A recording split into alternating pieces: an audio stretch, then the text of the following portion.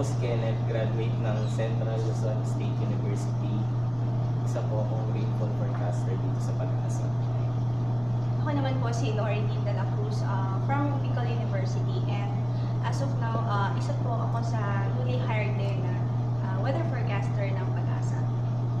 Ako naman po si Christian Marquison, graduate din po ng Central Luzon State University sa Climate Environment Data Section.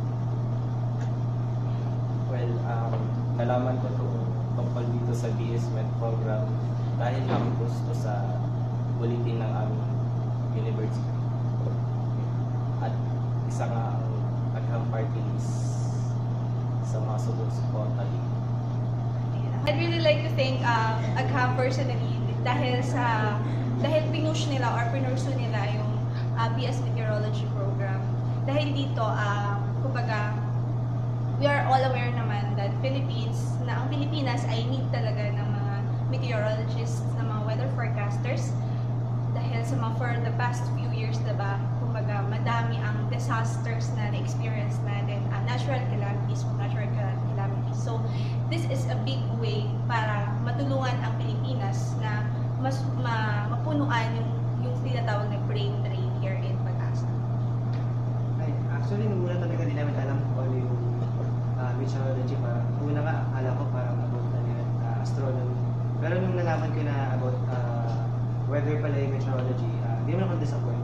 Okay din naman siya. Dahil yun nga, nangangailangan tayo ng mga meteorologists ngayon dito sa Pilipinas. Ayan, so hinihikayan po namin or sinusuportahan po namin yung Agham Party List. Dahil ang Agham Party List ay isa po sa mga nagsuporta talaga ng BS Meteorology. And we know naman, kumbaga, yung mga estudyante na kumuha ng BS Meteorology, almost all of us has a job now here in Pag-asa na malaki ang naitutulong sa Pilipinas.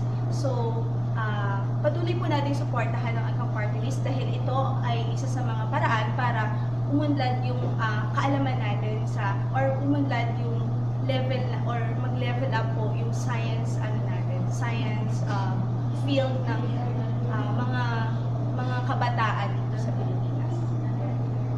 So ngayon, kung gusto niyo po na mag-take din ng meteorology, okay siya of course, dahil hindi na naman dito sa Pag-asa ang trabaho ng BS Meteorology graduate, pwede na kayo sa mga airlines, sa mga airports, sa mga ports din. So marami kayong choices na pwedeng magtrabaho.